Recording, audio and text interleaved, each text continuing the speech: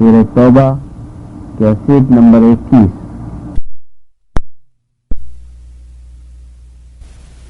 وعلى آله وأصحابه أجمعين۔ اللهم صل على سيدنا محمد وعلى آل سيدنا محمد كما صليت على إبراهيم وعلى آل إبراهيم في العالمين إنك حميد مجيد۔ قال الله تبارك وتعالى في كلامه المجيد: أعوذ بالله من الشيطان الرجيم، بسم الله الرحمن الرحيم۔ لقد نصركم الله في مواطن كثيرة ويوم حنين إذ أعجبتكم كثرتكم فلم تغن عنكم شيئا وضاقت عليكم الأرض بما رحبت ثم وليتم مدبرين، ثم أنزل الله سكينته على رسوله وعلى المؤمنين وأنزل جنودا لم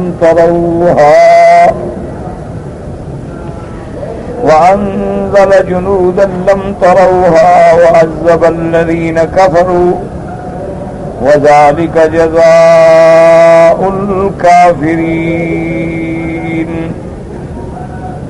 ثم يتوب الله من بعد ذلك على من يشاء والله غفور رحيم۔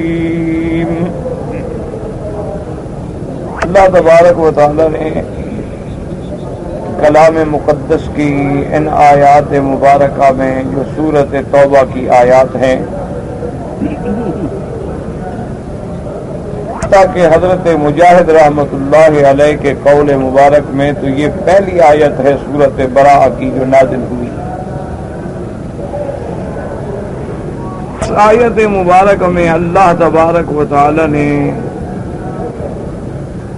اصحاب رسول صلی اللہ علیہ وسلم پر جو خصوصی نعمتیں فرمائی ہیں ان کا ذکر فرمایا ہے، اور ان آیات مبارک کے سمجھنے کے لیے سب سے پہلے اسباب نزول اور شان نزول پہ اگر آدمی توجہ کرے تو پھر آیات کا سمجھنا جو ہے وہ آسان ہو جاتا ہے۔ کی وجہ ہے کہ ساری امت جو ہے میرے محبوب سرکار دو عالم صلی اللہ علیہ وسلم کے زمانے میں چونکہ حضور پاک کی ذات مبارک موجود ہے، خود شارع علیہ السلام موجود ہیں، اس لیے کوئی بھی مشکل پیش آتی تو صحابہ حضور پاک سے رجوع کر لیتے۔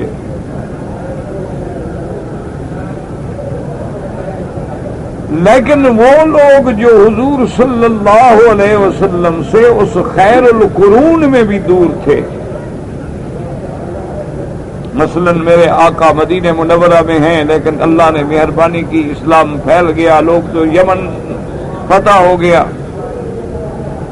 خیبر فتح ہو گیا، تبوک فتح ہو گیا، مکہ فتح ہو گیا، یہ حوالی مدینہ منورہ فتح ہو گئے، تو اب ہر جگہ حضور نہیں ہوتے تو پھر حضور نے وہاں اپنے خاص صحابہ کو بھیجا، اور باقی ساری دنیا جو ہے اس ایک صحابی کے قول پہ عمل کرتی تھی، فتوے پہ عمل کرتی۔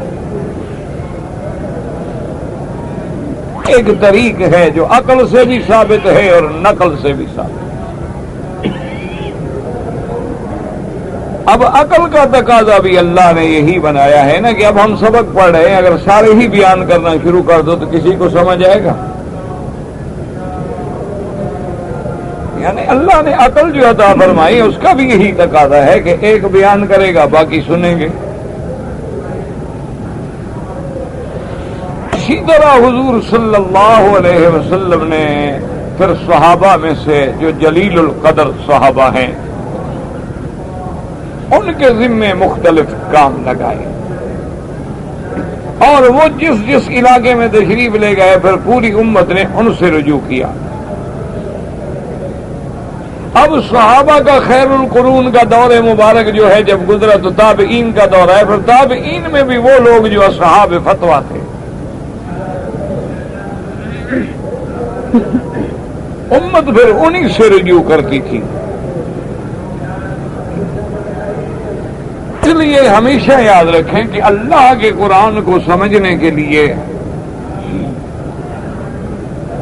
جیسے کہ قرآن پر ہمارا ایمان ہے، اسی طرح حدیث رسول پر بھی ایمان ہونا ضروری ہے،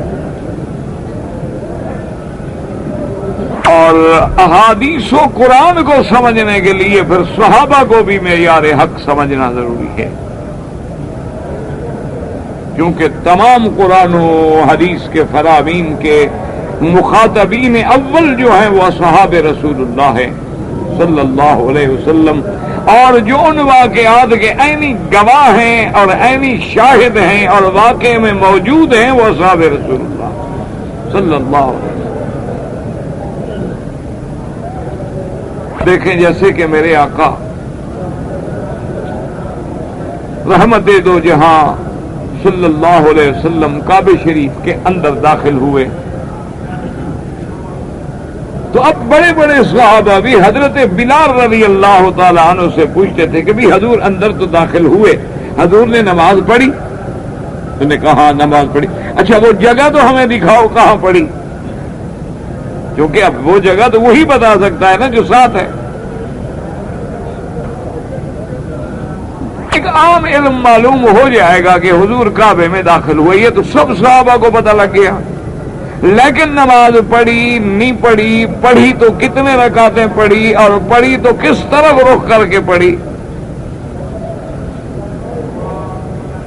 اب تو کعبے کے اندر ہیں، اور پھر کعبۃ اللہ کے اتنا اندر جو سین مبارک ہے اس میں کس جگہ کھڑے ہوئے، یہ سارا علم ہمیں کہاں سے ملے گا؟ اس صحابی سے جو حضور کے ساتھ ہے رضوان اللہ تعالی علیہم اجمعین. تو اسی لیے اس کو کہتے ہیں اسباب نزول، شان نزول، کہ یہ آیات مبارک جو ہیں کس وقت کس موقع پہ کن حالات میں نازل ہوئے. اب آدمی کو وہ اسباب نزول سمجھ آتے ہیں تو پھر اللہ کے قرآن کی وہ آیت سمجھنا جو ہے وہ آسان ہو جاتا ہے.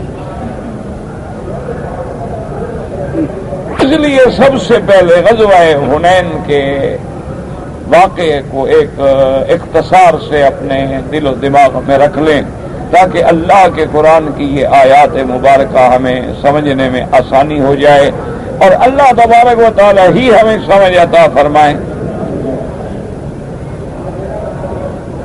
یاد رکھ لیں کہ صلح حدیبیہ جو ہے وہ 6 ہجری میں ہوئی ہے،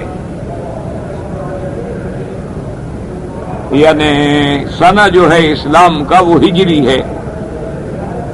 یہ جو سنہ آپ کے ہاں استعمال ہوتا ہے نا 2000 یا 2001، یہ عیسوی ہے، یا اس کو عرب میں کہتے ہیں میلادی ہے، کہ اس کا تعلق جو ہے وہ عیسیٰ ابن مریم علیہ السلام کے میلاد سے ہے. اسلام کا جو اعتبار ہے تاریخ پہ تقویم پہ وہ ہجری ہے، اس کی مدار جو ہے وہ ہجرت محمد مصطفیٰ صلی اللہ علیہ وعلی آلہ واصحابہ وسلم تسلیما کثیرا کثیرا. اسی میں بھی غور کریں تو اسلام کتنا جامع ہے اور کتنا عظیم مذہب ہے. اللہ ہمیں ہمیشہ اسلام پہ رکھے اور اسلام پہ موت عطا فرمائے. اسی لیے دعا ہے نا توفنی مسلمن والحقنی بالصالحین، کہ یا اللہ ہمیں مسلمان ہو کے موت دینا اور صالحین کے ساتھ ہمیں شامل فرمانا. اسی طرح دعا ہے اللہم احینی مسلمن وامتنی مسلما، کہ اللہ مجھے زندگی بھی اسلام پہ عطا فرما اور موت بھی اسلام پہ عطا فرما. اب دیکھیں نا جی کہ عیسیٰ علیہ السلام کی پیدائش سے جب تاریخ شروع کی گئی، اچھا وہ خود جو تاریخ بنانے والے لوگ ہیں نا جن کی یہ عیسوی تاریخ ہے، وہ اپنے کیلنڈر کو 3 دفعہ بدل چکے ہیں. چلو زیادہ سے زیادہ وہ یہی فخر کر سکیں گے نا کہ جی عیسیٰ علیہ السلام جس دن پیدا ہوئے ہیں اسی دن سے ہماری تاریخ شروع ہوتی ہے، تو ایک پیغمبر کے ساتھ بات مخصوص ہو گئی۔ اس کو تھوڑا سا میں آسان کر، مثال کے طور پر یہودی تو عیسیٰ علیہ السلام کو نہیں مانتے، چلو ہم مسلمان تو شکر ہے الحمدللہ پھر بھی ہم مانتے ہیں، ہمارا تو حضرت موسیٰ علیہ السلام پر بھی ایمان ہے، عیسیٰ علیہ السلام پر بھی ایمان ہے، ہر نبی ہر پیغمبر پہ ہمارا ایمان ہے۔ لیکن جو یہودی نہیں مانتے وہ اس تاریخ کو مانیں گے، پھر یہ تاریخ تو خاص قوم کی ہو گئی نا، دوسرے مذاہب تو نہیں مانیں گے۔ اور پھر ایک بات یہ بھی ہے کہ عیسیٰ علیہ السلام کی تو پیدائش ہی نرالی ہے کہ بغیر باپ کے اللہ نے پیدا فرمایا ہے، وہ عام پیدائش تو ہے نہیں، عام انسانوں کی طرح کے آدمی جیسے عام ہوتا ہے کہ بھئی 2 مہینے 3 مہینے کا حمل ہوتا ہے اور بیچاری عورت جو ہے وہ اسپتالوں میں اپنا مراجعہ شروع کرتی ہے اور دکھا رہی ہے اور چیک اپ ہو رہی ہے اور چیک اپ ہو رہی ہے، وہ تو اللہ کی قدرت سے اللہ نے عیسیٰ علیہ السلام کو ایسی نرالی شان بخشی ہے کہ جبریل بھیجا، پھونک ماری، حمل ٹھہر گیا، ولادت ہو گئی۔ اور وہ تو ایک ایسا عظیم واقعہ ہے کہ بی بی صاحبہ تو اس کو الٹا چھپانا چاہتی ہیں، لیکن اللہ نے اس کو عالم کے لیے آیت قرار دیا ہے۔ تو میرے کہنے کا مقصد یہ تھا کہ اسی لیے ایک عیسائی صاحب قلم ہیں، انہوں نے کتاب لکھی ہے مشاہیر پہ، تو اس میں بھی اس نے سب سے پہلا جو نمبر دیا ہے وہ سرکار دو جہاں سیدنا محمد رسول اللہ کو دیا، حالانکہ وہ خود عیسائی ہے، یعنی وہ خود مسلمان نہیں ہے، خود لکھنے والا عیسائی ہے، نصرانی ہے، لیکن نمبر پہلا اس نے محمد رسول اللہ کو دیا ہے۔ تو جب اس سے سوال ہوا کہ تم تو عیسائی ہو، عیسیٰ علیہ السلام کو نمبر کیوں نہیں دیا؟ اس نے کہا عیسیٰ علیہ السلام تو بنو اسرائیل کے لیے بھیجے گئے تھے، وہ تو ایک خاص قوم کے داعی تھے، یہ شان تو صرف محمد عربی کو ملی ہے جو پورے عالم کے لیے بھیجا گیا ہے۔ کہا اس میں مانے یا نہ مانے، لیکن عیسیٰ علیہ السلام تو کہتے یا بنی اسرائیل، یا بنی اسرائیل، تو انہی کو مخاطب کر رہے ہیں، انہی کو دعا دے رہے ہیں، انہی کو بلا رہے ہیں، لیکن محمد عربی تو فرماتے ہیں یا ایھا الناس۔ اس لیے اس نے کہا کہ انصاف کا تقاضا یہ ہے کہ حضور سے زیادہ شان نہیں بڑی ہو سکتی کسی کی، اور اسی سے آپ اندازہ لگائیں، اب اسلام کی تاریخ کی عظمت کا بھی اندازہ لگا لیں کہ اسلام کی تاریخ جو ہے، تقویم جو ہے وہ ہجری ہے، اور ہجرت تو ہر پیغمبر نے کی ہے، ہر نبی نے کی ہے، ہجرت کا تو مقام ہے۔ اللہ کا کوئی نبی ایسے نہیں گزرا جسے ہجرت نہیں کرنی پڑی، نوح علیہ السلام کے زمانے سے دیکھ لیں، ان کو بھی آخر نکلنا پڑا قوم سے، لوط علیہ السلام کو ہجرت کرنی پڑی، ابراہیم علیہ السلام کو ہجرت کرنی پڑی، اور بعض کے اذکار ہجرت تو اللہ کے قرآن میں بھی موجود ہے، قال انی مہاجر الی ربی۔ تو ہجرت جو تھا یہ ایک عظیم اعزاز ہے جو ہر نبی کو ملا، تاکہ جب ہماری تاریخ اور تقویم ہجرت سے ہوگی تو ہر نبی کے ماننے والا بھی اس سے انکار نہیں کر سکتا۔ اور دوسرا اسلام نے ہمیں سبق دیا ہے کہ میلاد تو وہ منائیں جن کا ایک نبی پر ایمان ہو۔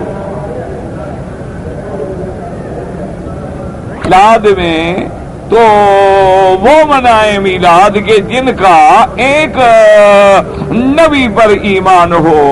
اسی طرح آپ نے دیکھا نا جی، آپ کی یہ برتھ ڈے وغیرہ بھی بڑے آدمی مناتے ہیں، اور جن کے 1-2 بچے ہوتے ہیں، 20-25 بچے ہوں، دیکھو کتنوں کی مناتے ہیں۔ چلے نا ہمارے ساتھ بنگلہ دیش ہمارے بھائیوں کے پاس، وہاں تو ایک ماشاءاللہ 30 بچے ہوتے ہیں، 40 بچے ہوتے ہیں، باپ کو نام نہیں آتا، نمبر لگانے پڑتے، نمبر 1، نمبر 2، نمبر 3۔ ہمارے تو دوست ہیں نا، ہم جاتے ہیں آتے ہیں، میں نے کہا اتنے بچے اور کتنی بیویاں تمہاری؟ کہتے استاد ایک بیوی، وہ ایک بیوی سے 40 بچے ہو گئے۔ اللہ دیتا ہے. ان کا ٹھیک ہے، بات تو ٹھیک ہے، اس کی اللہ ہی دیتا ہے نا، اور کون دیتا ہے؟ میں نے کہا اللہ بھی دیتا ہے، کچھ تم یہ جو مچھلی اور چاول کھاتے ہو نا، کچھ اس کی بھی برکت ہے، اس میں بھی تو وٹامن ای ہے نا، بچے تو پیدا کرے گا اور کیا کرے گا. بہرحال یہ تو ایک جملہ معترضہ تھا. تو اب بہرحال اس بات کو اندازہ کریں کہ اگر میلاد تو وہ منائے نا جن کا صرف ایک نبی پہ ایمان ہے، ہمارا تو 1,24,000 نبی پہ ایمان ہے، ہم کس کس کا میلاد منائیں؟ حضور کا میلاد منائے تو حضور کے ابا ابراہیم علیہ السلام، ان سے جھگڑا، اسماعیل علیہ السلام، آدم علیہ السلام، جو بڑے بڑے پیغمبر ہیں کم کم ان کا تو منا لیں نا. تو پھر تو میرے خیال میں نماز کے بجائے بھی ہم یہی میلاد ہی مناتے رہیں گے، جو 1,24,000 پیغمبر ہے، روز کا ایک میلاد ہم منائیں. اسی لیے اسلام نے ہمیں سبق دیا کہ میلاد کوئی نہیں، اصل عظمت اسلام ہے کہ اسلام کو شان کب ملی؟ جب محمد مدنی ہجرت کر کے مدینے پہنچا. تم اس غلبہ اسلام کو یاد کرو. اگر تم ان میلادوں میں، ان بدعات میں، ان احداث میں الجھ گئے تو پھر کس کس کا میلاد بناؤ گے؟ ہمارے پاس تو لاکھوں اصحاب رسول اللہ ہیں. یعنی تم اپنے بیٹے کی تو برتھ ڈے بناؤ، حضرت صدیق کا شان تمہارے بیٹے سے بھی کم ہے. تو اپنی بیٹی کی تو برتھ ڈے بناتے ہو، بی بی فاطمہ کا شان کم ہے. تو پھر حضور کی 4 بیٹیاں ہیں، حضور کی 9 بیویاں ہیں، سب کی مناؤ. یہ اسلام ان باتوں سے بلند ہے. اب دیکھیں نا، اسلام نے یہ نہیں کہا کہ بی بی ام اسماعیل کب پیدا ہوئی تھی، ان کی برتھ ڈے میں نے کہا نہیں، کہاں دوڑی تھی، وہ دوڑنا یاد رکھو. اسلام نے ہمیں یہ حکم نہیں دیا کہ ابراہیم علیہ السلام اور اسماعیل علیہ السلام کب پیدا ہوئے ہیں اس دن ہم نے ڈے منانا ہے. اسلام نے کہا نہیں، جو انہوں نے کعبہ بنایا ہے، جس پتھر پہ کھڑے ہیں، اس کا طواف اور نماز قائم رکھو. واتخذوا من مقام ابراہیم مصلی. ہم ان چیزوں سے بلند ہے. تم نے تو اپنے آپ کو بالکل پھر الجھا لیا ہے کہ عیسائیوں نے بھی میلاد بنا لیا، تم بھی اسی راستے پہ آ گئے. اسلام بلند ہے ان چیزوں سے. تو اس لیے اب دیکھیں کہ سنہ 6 ہجری میں صلح حدیبیہ ہوئی اور سنہ 8 ہجری میں فتح مکہ ہوا. اب جناب یہ دیکھیں اللہ کی شان کہ جب مکہ فتح ہو گیا، اللہ تبارک و تعالی نے اپنے پاک پیغمبر کو رحمت للعالمین کو عزت و عظمت سے نوازا، ظاہری شوکت سے بھی نوازا، باطنی طور پر تو حضور ویسے ساری دنیا سے افضل. تو حضور صلی اللہ علیہ وسلم نے بھی سوچا کہ مکے کے بعد جو علاقے رہ گئے ہیں انہیں بھی اب فتح ہونا چاہیے. اسی ضمن میں بنو حوازن ایک بہت بڑا قبیلہ ہے، ان کی شاخ ہے بنو ثقیف. جیسے قریش اصل قبیلہ ہے، پھر ان کی شاخ ہے بنو ہاشم، پھر بنو ہاشم جو ہے بڑا قبیلہ ہے، پھر آگے ان کی شاخ ہیں آل علی، آل عباس، آل عقیل، آل جعفر، آل حارث. یہ سب پھر اسی بنو ہاشم کی شاخیں ہیں. اور یہ سب وہ لوگ ہیں جن پہ زکوٰۃ حرام ہے، کیونکہ یہ تو حضور کے عین نسب سے ہیں نا. تو اسی طرح وہ قبیلہ جو ہے وہ تھے بنو حوازن، ان میں سے ایک شاخ جو ہے وہ بنو ثقیف ہے. اور یہ بڑے جنگجو لوگ تھے، بڑے بہادر لوگ تھے اور بڑے تیر انداز تھے. اس زمانے میں جنگیں جو ہیں عام طور پہ یا تیروں سے یا نیزے سے یا تلواروں سے ہوتی تھی. تو اب دور بدل گیا، اب راکٹ آ گئے، آئٹم آ گئے. قومیں ترقی کر رہی ہیں، بنا ہلاکت کے سامان رہی ہیں۔ ہمیں تو بھئی آج تک یہ ترقی سمجھ نہیں آئی۔ نہ ایمان سے کہو ان طالبوں میں خدا نہ کرے اللہ معاف کرے، ایک طالب اٹھ کے کسی کو مارنا شروع کر دے، کیا کہو گے؟ پاگل ہے، بڑا عقل والا ہے۔ ایک بندے کو مارو تو پاگل ہے، اور جو لاکھوں کو مارنے کا سامان بنا دے وہ عقل والے ہیں۔ تو کیمیاوی چیزیں ایجاد کریں، جو جراثیم کے بم ایجاد کریں کہ بم پھینک دو جراثیم لوگ اسی میں مر جائیں۔ انا للہ و انا الیہ راجعون۔ یہ ترقی ہے یا تنزلی ہے یا قیامت قریب لانے کے لیے اللہ نے کہا تم اپنے ہاتھوں سے گڑھا کھودو؟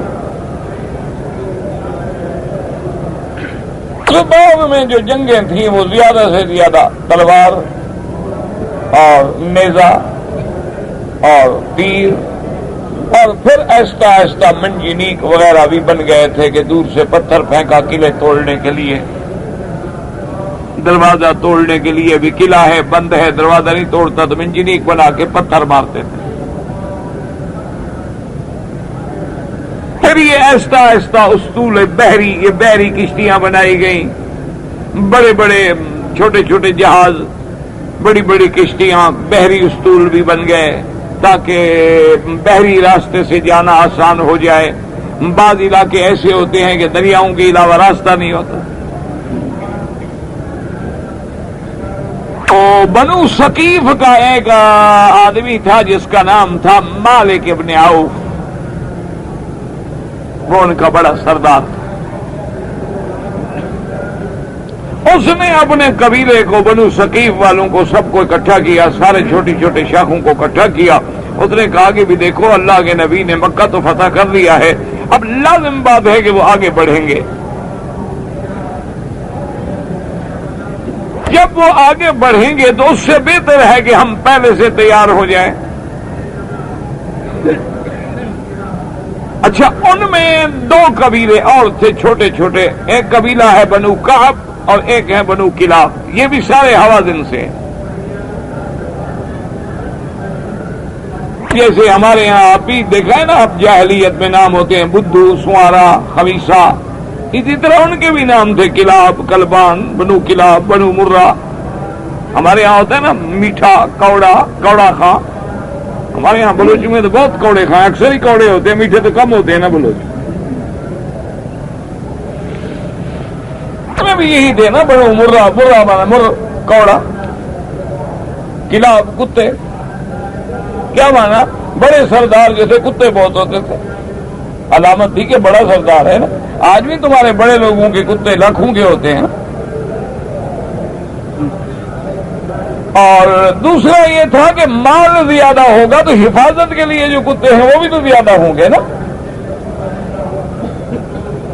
ہمارے اگر 4 بکریاں ہوں گی تو کتنے کتے رکھ لیں گے آپ؟ جب بکریاں 2-2 ہزار ہوں تو اس لیے یہ دو قبیلے بھی ان میں سے تھے۔ انہوں نے تو مالک ابن عوف کو جواب دے دیا، انہوں نے کہا بھی ہم تو اللہ کے نبی سے نہیں لڑنا چاہتے۔ انہوں نے کہا کیوں نہیں لڑنا چاہتے؟ انہوں نے کہا ہم نے تو دیکھ لیا ہے کہ وہ اللہ کے نبی ہیں، مشرق سے مغرب تک اس کے دین نے جانا ہے، اس کو کوئی روک نہیں سکتا۔ کا یہ بات ہے کہ مکے سے ہجرت کر کے تشریف لے گئے، حدیبیہ میں اتنی دب کے سلو کرنے والا نبی 1400 آدمی لے کے آتا ہے اور 2 سال کے بعد 10,000 کا لشکر لے کے آتا ہے، مکہ فتح کر کے سارے وہ کفار ہاتھ باندھ کے آگے کھڑے ہیں، وہ بات ہے؟ انہوں نے کہا ان کا مقابلہ نہیں ہو سکتا، بھی ہم تو نہیں لڑتے۔ انہوں نے کہا اچھا تم بولتے رہو یار، تم ایک طرف ہٹ جاؤ، ہم تو لڑیں گے۔ مالک ابن عوف نے کیا کیا؟ اس نے کہا کہ دیکھو لڑنا یوں ہے کہ بیوی، بچے، مال سب ساتھ لے کے نکلو۔ حضور سے لڑنا ہے تو اس طرح لڑنا ہے کہ ہر آدمی اپنی بیوی کو، بچوں کو، اپنے مال موج سب لے کے چلو، غم نہ ہو پھر کے پیچھے کو چھوڑا ہے، یا مر جائیں گے یا ماریں گے۔ کہ جب بیوی، بچے، بال متال سب ساتھ ہوگا تو ہر آدمی کو خیال ہوگا نا کہ بھئی اگر ہم ہار گئے تو بیوی بچے بھی گئے، مال بھی گیا، سب کچھ گیا۔ اگر ہم بزدل بنیں گے تو بیوی بچے یاد آئیں گے۔ تو اس لیے جنگ کرنی ہے، اور پھر تلواروں کے جو کیس ہیں نا جن میں تلواریں بند کی جاتی ہیں ان کو بھی توڑ ڈالو، بس اب لڑنا ہے۔ بڑی تیاری کی۔ بعض روایات میں ہے کہ 24,000 کا لشکر لے کے وہ میدان میں اترا، اور بعض روایات یہ کہتی ہیں کہ 4,000 کا لشکر لے کے میدان میں اترا ہے، لیکن دونوں کو جمع کیا ہے محدثین علماء مورخین نے۔ انہوں نے کہا دونوں باتیں ٹھیک ہیں، بیوی بچے ساتھ ملاؤ سب کے تو 24,000 بنتے تھے، اور لڑنے والے 4,000 تھے جو بڑے ماہر تھے۔ انہوں نے پھر یہ بھی انتظام کیا کہ جو راستہ ہے حنین جو ہے نا، یاد رکھیں یہ مکے اور طائف کے درمیان میں ایک جگہ ہے، مکے سے تقریباً 10 میل پر ہے، اس جگہ کا نام حنین ہے۔ اس نے یہ انتظام کیا، اس دور میں پہاڑوں کے راستے تھے، سڑکیں تو بنی ہوئی نہیں تھی، یہ تو اللہ تبارک و تعالی اس حکومت کو جزائے خیر عطا فرمائے کہ جال بچھا دیا پورے ملک میں سڑکوں کا، یعنی ایسی ایسی سڑکیں ہیں خدا جانتا ہے کہ یورپ جو ہے وہ بھی للچائی ہوئی نظروں سے دیکھتا ہے کہ انہوں نے بھی اتنی ترقی کر لی ہے۔ زمانے میں تو پہاڑوں کے راستے ہوتے تھے، ایسے پہاڑ پہ چڑھو اور پھر یوں اترو اور پھر یوں اترو، اور جیسے جیسے پہاڑ راستہ دیتا گیا اسی طرح چڑھنے کا راستہ بناتے گئے۔ تو انہوں نے یہ کیا کہ ساتھ ساتھ جو راستے کے چھوٹی چھوٹی پہاڑیاں تھیں وہاں اپنے تیر اندازوں کو بٹھا دیا کہ تم چپ کے بیٹھ جاؤ، جب مسلمان آئے تو بالکل چپ کرو، آنے دو ان کو آنے دو، اور جب وہ اس گھاٹی میں اتر جائیں تو تیروں کی باڑ پہ رکھ لو۔ حضور صلی اللہ علیہ وسلم نے جب ارادہ فرمایا تو آپ نے بھی اپنے ایک صحابی کو حکم دیا کہ تم جاؤ اور بنو ثقیف بنو حوازن ان کے تمام قبائل میں پھرو طریقے سے، لیکن پوری خبر لے کے آؤ کہ وہ کیا کر رہے ہیں۔ صحابی جب واپس آئے تو انہوں نے آگے رپورٹ دی، انہوں نے کہا کہ یا رسول اللہ بنو حوازن بنو ثقیف مالک ابن عوف کی قیادت میں پوری جنگی تیاری کر رہے ہیں مکمل، اور وہ فیصلہ کن جنگ لڑنے کے لیے تیار ہو رہے ہیں۔ وہ کہتے ہیں قریش کو تو تجربہ ہی نہیں تھا لڑائی کا، قریش نے تو کبھی لڑائی لڑی نہیں ہے، ہم سے پالا پڑے گا مسلمانوں کو تو پتہ لگے گا۔ حضور نے فرمایا ٹھیک ہے، حضور نے کہا کہ تیاری کر۔ حضور صلی اللہ علیہ وسلم نے صفوان ابن امیہ کو بلایا اور نوفل ابن الحارث کو بلایا کہ ہمیں تم مہربانی کر کے کچھ ہتھیاروں کی امداد کرو کہ ہمارا مقابلہ بنو ثقیف سے ہو رہا ہے اور وہ بڑے مسلح ہیں۔ تو اس نے کہا حضور ہم سے آپ زبردستی ہتھیار لینا چاہتے ہیں؟ زبردستی ہتھیار؟ ہم نے تو آپ کو آزادی دی ہے، آزاد کر دیا ہے، انتم الطلقاء، آزاد ہو جہاں جاؤ جاؤ۔ ہم تو عاریتاً ہتھیار لینا چاہتے ہیں کہ ہمیں دے دو، ضرورت پڑے گی استعمال کریں گے، اگر خراب ہو گیا بدلے میں دیں گے ورنہ اصل واپس کر دیں گے۔ تو نے کہا اچھا حضور پھر یہ بات ہے۔ تو اس نے 100 زرہیں پیش کی اور نوفل ابن الحارث نے 3000 نیزے پیش کیے۔ حضور صلی اللہ علیہ وسلم بھی صحابہ کا عظیم لشکر لے کے چلے۔ اب حضور کے لشکر میں جہاں انصار ہیں مہاجرین ہیں وہاں نئے نئے لوگ بھی تو ہیں جو نئے شامل ہوئے، اور کچھ لوگ ایسے بھی تھے کہ ابھی اسلام بھی نہیں لے آئے، وہ تماشے کے لیے چل پڑے۔ چلو دیکھیں گی کیا ہوتا ہے، اگر مسلمان جیت گئے تو ہم تو پہلے ان کے ساتھ کھڑے ہیں، اگر ہار گئے تو پھر ہم بھی ان کے ساتھ مل جائیں گے دوسروں کے ساتھ۔ حضور صلی اللہ علیہ وسلم نے عتاب ابن اسید کو بلا کے مکے میں امام بنایا کہ بھئی اب مکے میں تم رہو، اور حضرت معاذ رضی اللہ تعالیٰ عنہ کو حضور نے حکم دیا کہ تم بھی مکے میں رہو، یہ نماز پڑھائیں گے، یہ کام سنبھالیں گے، اور تم فتویٰ دو گے، کوئی آدمی مسئلہ پوچھنے آئے بات پوچھنے آئے تو تم نے بتلانا ہے۔ دور میں ایسے ہوا ہے، یاد رکھو۔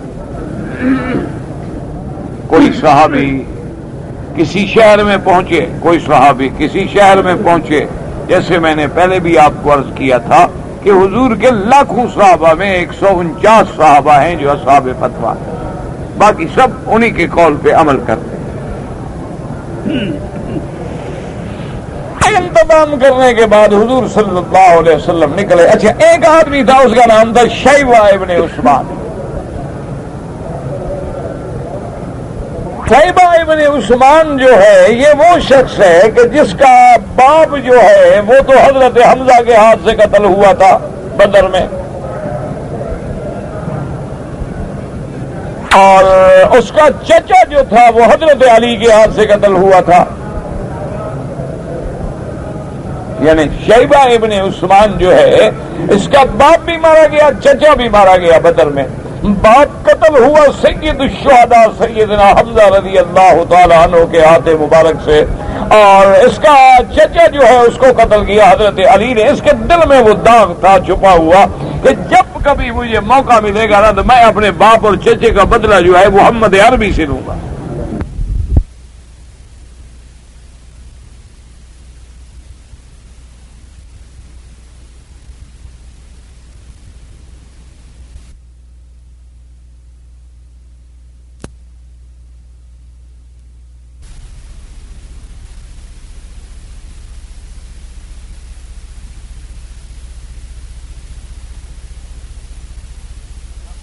میں پیش آیا، یہ کہتا ہے کہ میں چھپا ہوا تھا، ساتھ ملا ہوا تھا، موقع کے انتظار میں تھا کہ کب موقع ملے اور حضور پہ حملہ کروں۔ اور یہ واقعہ ابھی اسی حنین کے موقع پہ پیش آیا ہے کہ ابو بردہ ابن نیار وہ کہتے ہیں کہ میں بھی اسی انتظار میں تھا کہ کبھی مجھے موقع ملے تو میں حضور صلی اللہ علیہ وسلم پہ حملہ کروں۔ کہتا ہے خدا کی شان ہے کہ اسی حنین کے موقع پر سفر میں نے دیکھا کہ حضور صلی اللہ علیہ وسلم ایک درخت کے نیچے آرام فرما رہے ہیں، آپ کی تلوار اوپر لٹک رہی ہے اور صحابی کوئی قریب نہیں ہے۔ تو میں جلدی جلدی چھپتے چھپتے گیا اور تلوار نکال کے جو ہی میں نے تلوار نکالی تو حضور نے آنکھیں کھولی اور میں نے کہا میں یمنعک منی یا محمد صلی اللہ علیہ وسلم۔ تلوار نکالی، اب اگر کوئی صحابی آئے بھی تو اس کے آنے سے پہلے تلوار چل جائے گی۔ تو میں نے کہا کہ حضور اب بتاؤ میری تلوار سے آپ کو کون بتائے گا؟ تو آپ نے فرمایا اللہ۔ تو بس اللہ گیا تو میرے ہاتھ سے تلوار گر گئی۔ حضور نے فرمایا اب بتاؤ تمہیں کون چھڑائے گا؟ مجھے تو میرے اللہ نے چھڑا لیا۔ اب ابھی دوڑ کے آ گئے۔ اور اس نے کہا حضور میں نے جو زیادتی کی ہے نا، مجھے تو بس آپ کا اخلاق کریمہ سے امید ہے کہ آپ چھوڑ دیں، ورنہ میں چھوٹنے کے قابل نہیں اور نہ میں لائق ہوں۔ آپ نے کہا جاؤ چھوڑ دیں۔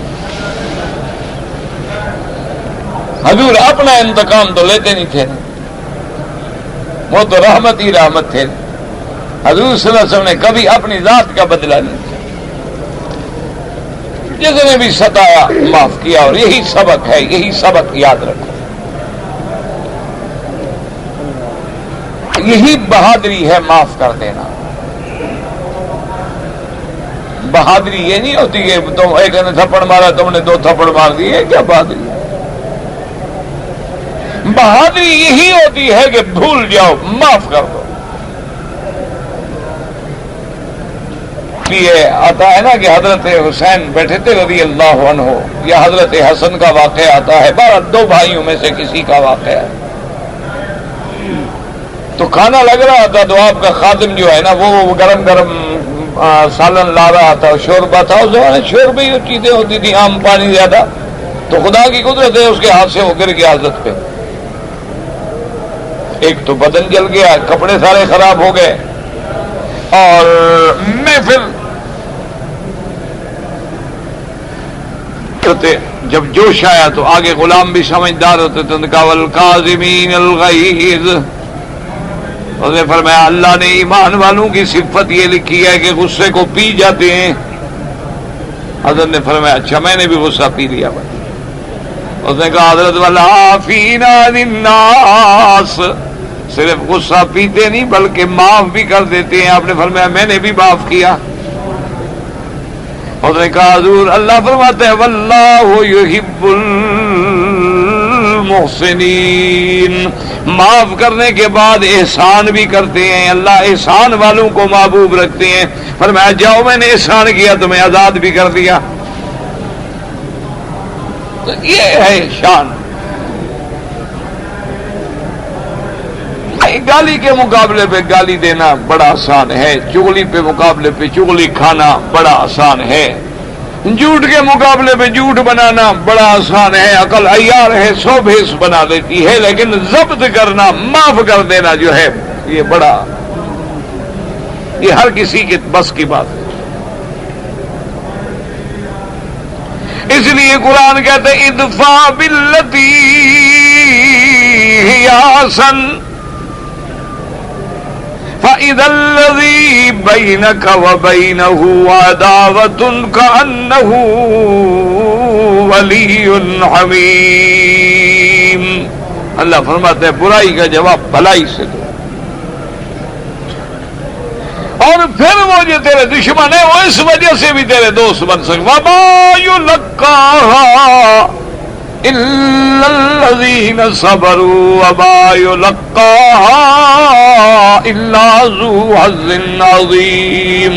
اللہ نے فرمایا لیکن یہ معاف کرنا، برائی کا بدلہ بھلائی سے دینا یہ ہر کسی کو نہیں ملتا. یہ نہیں حاصل کرتے مگر صبر والے، یہ نہیں حاصل کرتے مگر وہ جن کا بڑا حصہ ثواب میں ہوتا ہے اللہ کے ہاں. آگے اللہ نے علاج بھی بتا دیا نا کہ دشمن سے لڑنے کے لیے شیطان تو بڑا ابھارتا ہے نا، یار تمہارے ساتھ اس نے ایسا کیا تم یوں کر دو. وَإِمَّا يَنزَغَنَّكَ نَزْغٌ مِّنَ الشَّيْطَانِ فَاسْتَعِذْ بِاللَّهِ. اللہ نے فرمایا اگر تمہیں شیطان ابھارے تو پھر میری پناہ میں آ جاؤ. اعوذ باللہ من الشیطان الرجیم. دیکھیں کہ جب صحابہ نکلے ہیں حنین کے لیے تو اس منظر کو اللہ نے قرآن میں بیان کیا ہے. اب انشاءاللہ آپ آیات پڑھیں گے تو پھر آپ کو اس کے سمجھنے میں اور یاد رکھنے میں انشاءاللہ آسانی ہوگی کہ اب جب صحابہ نکلے ہیں نا تو پھر صحابہ کے ساتھ لشکر ہے نا. تو جب اتنا بڑا لشکر ہے تو صحابہ کے دل میں ذرا خیال آ گیا، تھوڑا سا فطری بات ہے نا، طبیعی بات ہے. دیکھو نا آدمی پیدل جا رہا ہو، پیدل کے بعد ذرا آپ گھوڑے پہ بیٹھے ہوں، اچھا گھوڑے کے بعد بھی آپ جناب پھر کار میں آ جائیں، کار کے بعد جناب پھر آپ کسی بڑی اچھی کار میں آ جائیں، کسی مرسڈیز میں آ جائیں، رولز رائز میں آ جائیں،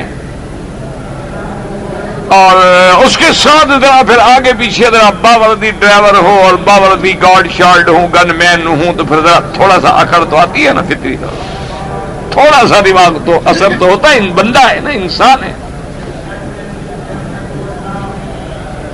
صحابہ کے دماغ میں بھی تھوڑی سی عجب پیدا ہوا کہ ہم بدر میں 313 تھے، اللہ نے ہمارے ہاتھوں سے 1000 کو مروا دیا، آج تو ہم 14,000 کا لشکر ہے، بنو ثقیف کیا مقابلہ کر سکتے ہیں؟ چلنے تو دو، ہمیں آنے تو دو سامنے، ہم تو ایک ہی ہلے میں اڑا دیں گے ان کو. بس تھوڑا سا دل میں بڑائی آئی اور اللہ کی طرف سے امتحان آ گیا. اللہ نے فرمایا مجھے تو تواضع پسند ہے، تکبر پسند نہیں ہے، مجھے تو جھکنے والے پسند ہے، اکڑنے والوں کو تو میں توڑ دیتا ہوں.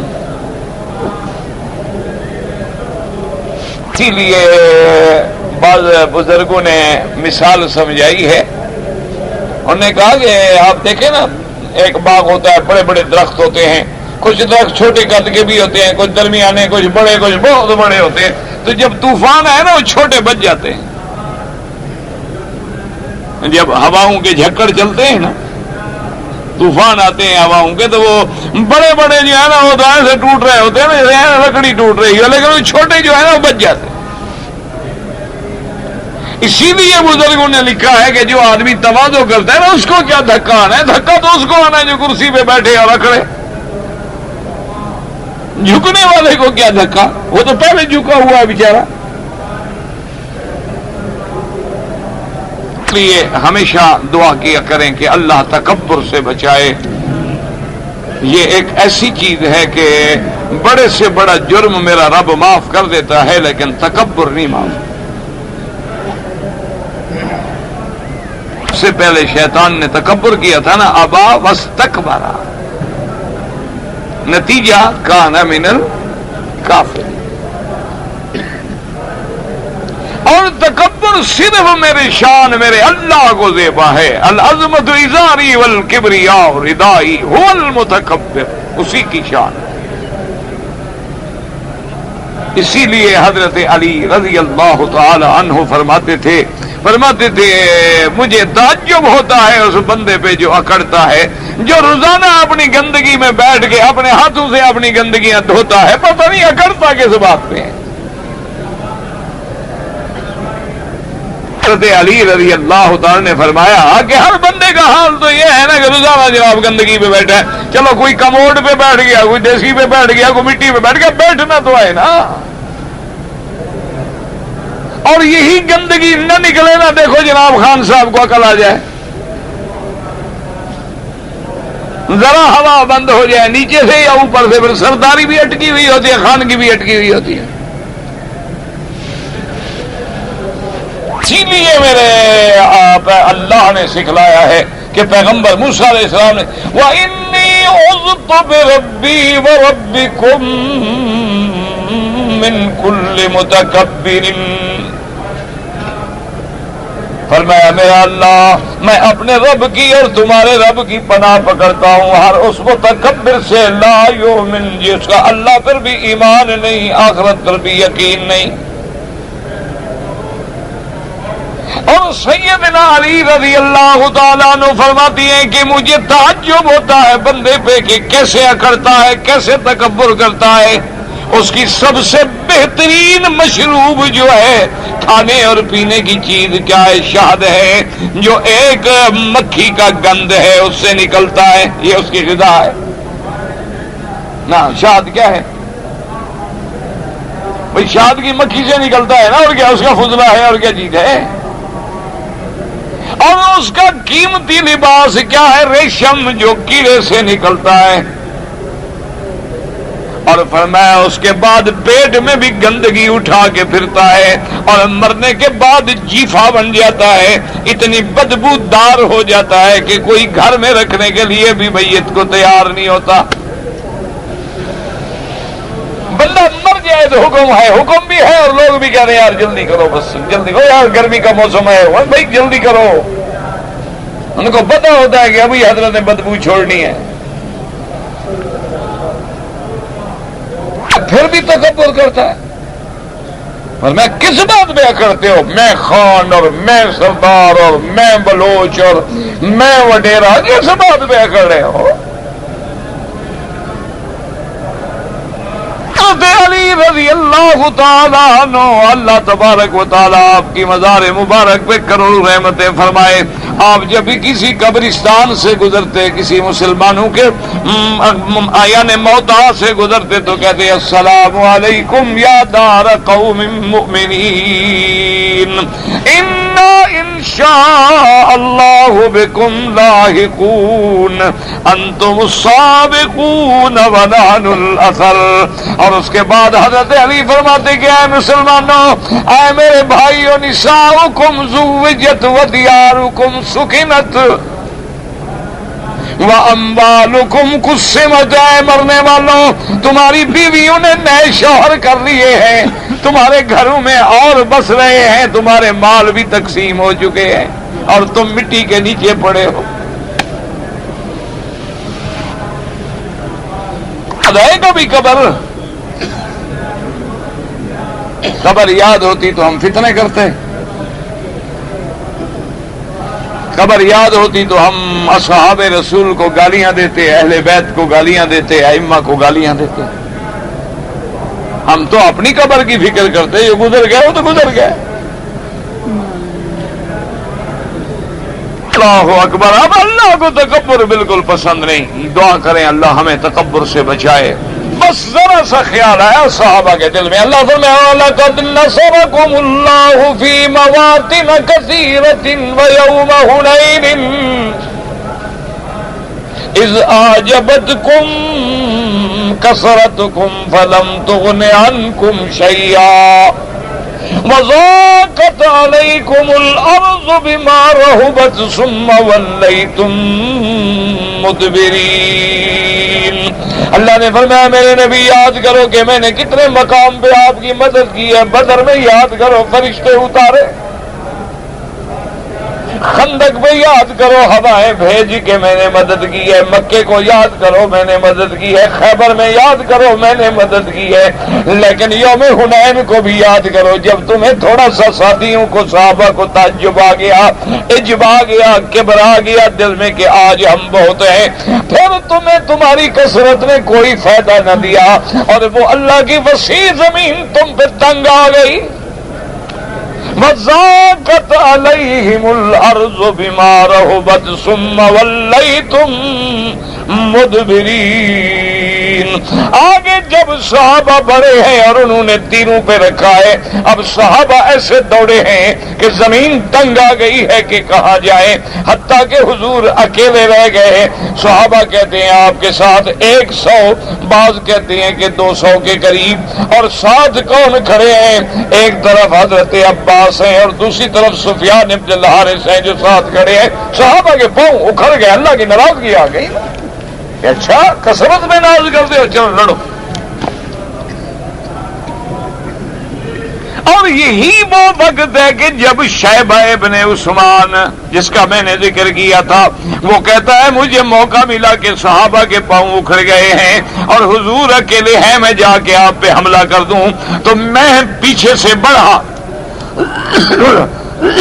حملہ کرنے کے لیے حضور صلی اللہ علیہ وسلم پہ.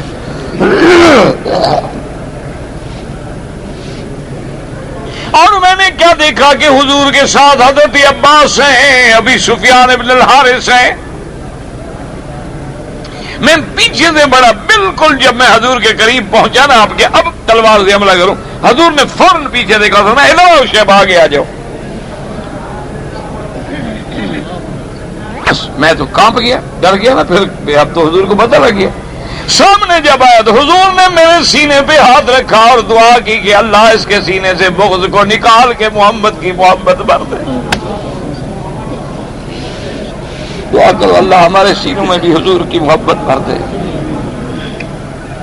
حضور کے صحابہ آل بیت کی محبت بھر دے, ائمہ اولیاء کی محبت بھر دے, اور حضور کی محبت میں ہی موت آئے, اسی پہ انشاءاللہ اللہ قیامت میں شفاعت نصیب فرما دے. مسلمانوں, حضور کی محبت نصیب ہوئی تو نجات ہوگی, اور حضور کی محبت نہ ملی نا تو دونوں جہاں سے محروم گئے. خسرت دنیا والآخرہ.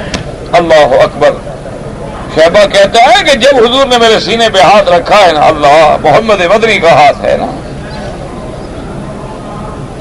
ہاتھ رکھا ہے اور حضور کی دعا نکلنی, کہتا ہے خدا کی قسم ہے ایک سیکنڈ نہیں لگا, ساری کائنات سے مجھے سب سے زیادہ محبوب جو ہے محمد مصطفیٰ ہو گیا. اور حضور نے کہا دیکھ رہے ہو, جاؤ میرے دشمنوں سے لڑو. میں نے کہا حضور بس تلوار پکڑ کے میں دشمنوں سے بھیڑ گیا. جب صحابہ پیچھے ہٹ گئے, حضور نے فرمایا عباس آواز دو میرے صحابہ کو کہ کہاں ہے وہ بیعت رضوان والے, چھوڑ کے بھاگ گئے ہو؟ کہاں ہے وہ سورۃ بقرہ والے؟ حضرت عباس نے آواز دی, صحابہ یکدم جاگے, بیدار ہوئے اور پھر لوٹے اور پورے جم کے حملہ کیا. اللہ کی مدد آئی اور اللہ نے حنین میں بھی حضور کو فتح عطا فرما دی. انشاءاللہ زندگی باقی تو بات باقی. میرا بھائی حق المہر جو ہے معجل بھی ہوتی ہے مؤجل بھی ہوتی ہے. کیا معنی؟ ایک تو یہ ہے کہ حق المہر مثلا 10,000, کبھی 5,000 فوراً دیں گے, 5,000 تاخیر سے دیں گے. اگر لکھا ہے فوراً دیں گے تو فوراً دیں, اور افضل یہ ہے کہ میاں بیوی ملنے سے بھی پہلے ادا کر دیں. اور اگر دیر سے لکھا ہوا ہے تو دیر سے بھی دے سکتے ہیں. باقی حق المہر کی مقدار تھوڑی بہت ہی آپ کے حسن اتفاق پہ ہے، جتنا آپس میں سمجھوتا ہو جائے وہ جائز ہے. جی فرقہ واریت نہ پھیلائیں، دربار سے روکیں گے تو فرقہ پیدا ہوگا، دربار سے دلائل سے روکیں، ڈنڈے سے روکنے کا حکم نہیں ہے نا، دلائل سے روکیں تو جھگڑا نہیں ہوگا. آپ جو ہے جب کسی کو ڈنڈے سے روکیں گے تو وہ اس ڈنڈے سے آدمی مسئلہ بھی نہیں سمجھتا. یاد رکھو ضد میں ضد آ جاتی ہے، پھر ضد بڑھ جاتی ہے. جب دلائل ہونا تو پھر بات سمجھ آ جاتی ہے. شرط یہ ہے کہ ادعو الی سبیل ربک بالحکمت والموعظۃ الحسنہ، کہ جب دین کی دعوت دو تو حکمت سے دو، طریقے سے دو. جب آدمی دلیل سے بات کرتا ہے تو پھر آدمی مان لیتے ہیں. اسی طرح کا ایک واقعہ آتا ہے کتابوں میں کہ امام ابو حنیفہ رحمۃ اللہ علیہ جب مدینہ منورہ میں آئے تو امام باقر سے ملاقات ہوئی، محمد بن ابی باقر سے ملاقات ہوئی. یہ اولاد حضرت حسین سے ہیں. تو جب ان سے ملاقات ہوئی اور حضرت آ کے ملے تو انہوں نے پوچھا کہ اچھا تم ابی حنیفہ وہی ہو جو کوفے سے آئے؟ انہوں نے کہا میں وہی ہوں. انہوں نے کہا عجیب بات ہے کہ تم قیاس کو ترجیح دیتے ہو میرے نانے کی حدیث مبارک پہ. کیسے آدمی ہو تم میرے نانا سائیں یعنی حضور محمد الرسول اللہ کی حدیث پر قیاس کو ترجیح دیتے؟ بڑے غصے میں ہیں امام محمد باقر. حضرت خاموش رہے ادب سے. جب حضرت کا غصہ تھوڑا سا ٹھنڈا ہوا تو نے کہا حضرت میں کچھ عرض کر سکتا ہوں؟ تو نے کہا ہاں کہو بالکل. انہوں نے کہا حضرت میں آپ سے پوچھتا ہوں کہ مرد قوی ہوتا ہے یا عورت؟ انہوں نے کہا جی مرد قوی ہوتا ہے، عورت کمزور ہوتی ہے. تو اس نے کہا پھر قیاس تو یہ تھا کہ عورت کو 2 حصے ملتے، مرد کو 1 ملتا، لیکن میں تو قرآن پہ عمل کرتا ہوں کہ مرد کو 2 حصے دو اور عورت کو 1 حصہ دو. قیاس پہ میں کیسے عمل کرتا ہوں؟ کہا اچھا ٹھیک ہے. اب نے کہا اچھا حضرت یہ فرمائے کہ عبادات تو سب عبادات ہیں، اور روزہ زیادہ اہم ہے یا نماز؟ تو امام باقر نے فرمایا کہ نماز تو زیادہ اہم ہے، روزہ بھی فرض ہے لیکن نماز ہے. تو آپ نے فرمایا حضرت کہ عورت پر اگر حیض آ جائے تو روزے کی قضا ہے لیکن نماز کی قضا نہیں، حالانکہ اہم تو نماز ہے. اگر میں قیاس پہ عمل کرتا تو میں کہتا بھی نماز قضا کرے، لیکن میں تو اللہ رسول کے حکم پہ عمل کرتا ہوں، میں کہتا ہوں روزہ قضا کرے اور نماز کی قضا معاف ہے. تو انہوں نے فرمایا کہ ہاں یہ بات. تو حضرت نے ایسے کو 20 مسائل بیان کیے. اس کے بعد نے کہا امام ابو حنیفہ اللہ تجھ پہ رحمت کرے، مجھے لوگوں نے غلط کہا. تو دلائل سے جب بات کرتے ہیں تو مسائل حل ہو جاتے ہیں. لڑائی کرو گے تو لڑائی سے لڑائی ہوتی ہے. درباروں میں لوگوں کو روکے گھنٹے نہیں، روکو نہیں، پیار سے سمجھاؤ، مسائل حل کرو، اللہ پاک رحمت کرے. دیکھا نہیں میرے مدنی نے 13 سال توحید بیان کی ہے، لوگوں نے پتھر برسائے، مدنی پاک نے دعائیں کی.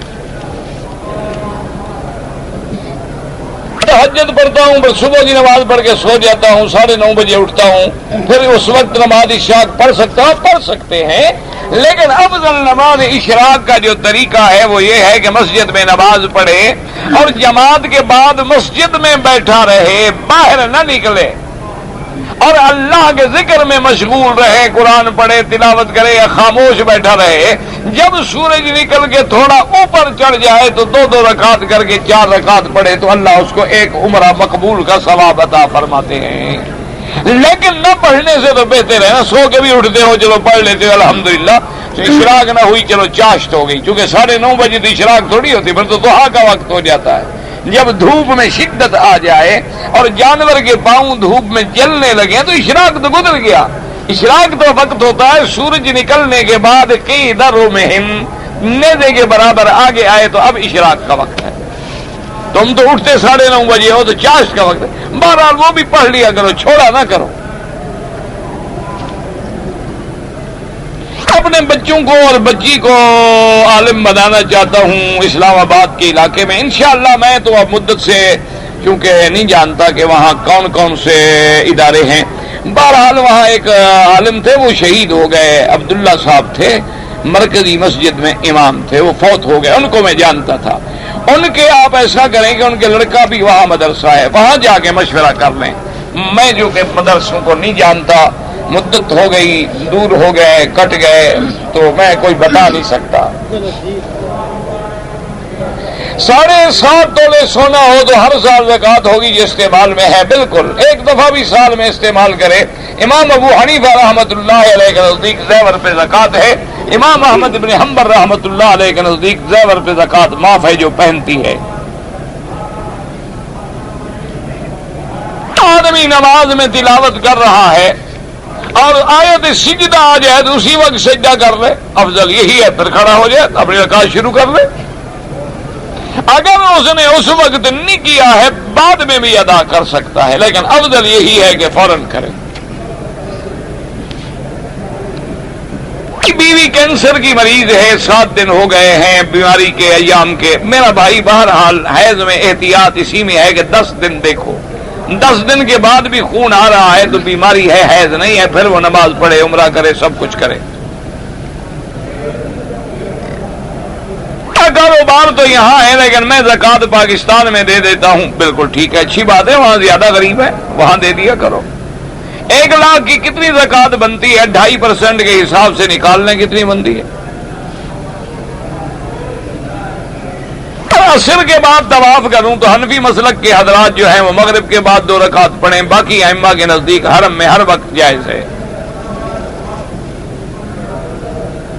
اگر زید نے بچپن میں بکر کی والدہ کا دودھ پیا ہے تو بکر کی والدہ اس کی ماں بن گئی، اس کی جتنی اولاد ہے بھائی بہن بن گئے، موٹی بات یاد رکھو۔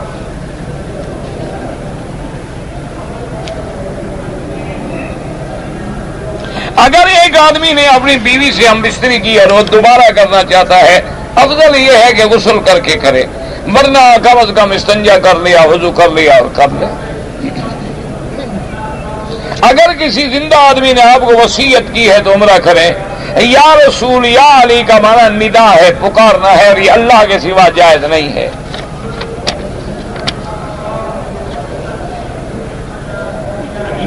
مینا میں یا جمرات کے ایک وقت آپ کسی آدمی کا احتلام ہو گیا یا شاویانی خیالات سے، حج فاسد نہیں ہوتا، بہرحال اس کو غسل کر کے باقی احکام پورے کرنے چاہیے۔ وطروں میں دعائیں قنوت کے ساتھ جو ہے باقی دعا جنازہ بھی پڑھ لیں، جنازہ تو نہیں ہے، وہ تو وطر ہے، وہ قنوت والی دعائیں پڑھا کرو۔ سلام پڑھنے پھیرنے سے پہلے کئی دعائیں، اللہم انی ظلمت نفسی، اللہم انی اعوذ بالقبر واعوذ فتنۃ المسیح الدجال، اور بھی کئی حدیث میں موجود ہیں۔ چوہے اگر پکڑ لیں تو چھوڑ دیں یا مار دیں؟ مار دو، موذی کو کہ چھوڑ کیوں دو؟ اللہم صلی علی محمد وعلی آل محمد وانزلہ المقعد المقرب، کوئی حرج نہیں، ٹھیک ہے، لیکن افضل درود وہ ہے جو نماز میں پڑھتے ہو۔ عرض کر دیا تھا کہ جو مسائل بلا وجہ اعتراض کے لیے یا چھیڑنے کے لیے ان کا میں جواب نہیں دوں۔ کائنات کی روح کون قبض کرتا ہے؟ آپ اور میں تو نہیں کرتے، فرشتہ ہی کرتا ہے۔ اب اس کو کیا فکر پڑ گئی ہے بتائیے؟ تم اپنی فکر کرو، اللہ ہمارا خاتمہ ایمان کرے۔ اب یہ مسئلہ ہے جی، پھر اب بتا دیا جائے تو کہے گا گائے کی کون کرتا ہے تو بھینس کی کون کرتا ہے، بکری کی کون کرتا ہے، اونٹ کی کون کرتا ہے؟ اللہ کے فرشتے ہیں بس۔ اللہ نے ملک الموت فرمایا ہے، مکلف انسان اور حیوان ہے، باقی کے ذکر کی ضرورت ہی نہیں۔ عورت کے ساتھ اس کی مرضی سے بوسو کنار، جب غیر عورت سے ملنا ناجائز ہے، بات ناجائز ہے، تو بوسو کنار کیا مانا؟ غیر عورت کو تو دیکھنا جائز نہیں، پیشہ ور ہو یا کوئی ہو، یہ اچھی بات ہے، یعنی جو راضی ہو زنا نہیں ہوتا، ناراض ہو تو زنا ہوتا ہے۔ یہ تو انگریز کا قانون ہے، انگریز کا قانون ہے کہ بیوی سے بھی آپ زبردستی نہیں کر سکتے، وہ پر اسی وقت اسٹیشن پہ فون کر دے گی، پولیس آ جائے گی کہ زبردستی کیوں کی۔ اگر راضی ہو کہتے ٹھیک ہے، وہ تو راضی ہے۔ والدین کے لیے عمرہ کریں، سب کچھ کریں۔ سنت موقدہ اور غیر موقدہ پڑھنے کا طریقہ ایک ہے۔ موقدہ مانا زیادہ تاکید والی، جو پاک رسول نے زیادہ تاکید فرمائی، غیر معتدہ کا معنی ہوتا ہے کبھی کبھی تو حضور نے پڑھی لیکن کبھی کبھی چھوڑ بھی دی. جمعہ کے دن بھی وہی سنتیں ہیں جو ظہر میں ہیں. حضور پاک صلی اللہ علیہ وسلم کے بیٹے عبداللہ، قاسم اور ابراہیم 3 بیٹے تھے، اب 4 بیٹیاں. بیعت کس سے کرنی چاہیے؟ جو اللہ والا ہو، کتاب و سنت پہ چلنے والا ہو. کس خلیفے نے آپ کو بلایا، کیا کیا، مجھے تو نہیں پتا. بہرحال سب سے بڑی بات یہ ہے کہ جب کسی سے تعلق رکھو بیعت کا تو پہلے ان کے بارے میں معلومات کرو کہ وہ عقیدہ صحیح رکھتے ہیں. اگر ان کا عقیدہ کتاب اللہ اور سنت رسول اللہ کے مطابق ہے، اگر وہ عقیدے میں موحد ہیں، بدعات سے دور ہیں، شرک سے دور ہیں، ظاہری زندگی بھی سنت کے مطابق ہے اور لوگوں کو بھی سنت کی ہدایت فرماتے ہیں، تو ان سے تعلق رکھنا بڑی اچھی بات ہے. اور اگر وہ خود سنت پہ چلنے والے نہ ہوں تو پھر بچے. اللہ پاک آپ کو بھی مجھے صحیح معنی میں اپنے صالحین کی صحبت نصیب فرمائے، اولیاء اللہ کی صحبت نصیب فرمائے، اولیاء اللہ کا تعلق نصیب فرمائے، ان کی محبت نصیب فرمائے، اور اللہ ہمیں بے ادبی سے اور فتنے سے محفوظ فرمائے. اللہم صلی علی سیدنا محمد وعلی آل سیدنا محمد وبارک وسلم. یا حی یا قیوم برحمتک نستغیث. یا حی یا قیوم یا ذی الجلال والاکرام. یا اللہ عالم اسلام کی نصرت فرما. یا اللہ کشمیر کی مدد فرما، کشمیریوں کی مدد فرما. یا اللہ کشمیر میں مجاہدین اور مسلمانوں کی مدد فرما. قدم قدم پہ نصرت فرما، قدم قدم پہ نصرت فرما. وہاں اسلام کا پرچم بلند فرما دے، وہاں کلمہ محمد عربی کا پرچم بلند فرما دے. یا اللہ وہاں سے کفر کو اور ہندوؤں کو ذلیل و خوار کر کے نکال دے. یا اللہ بیت المقدس سے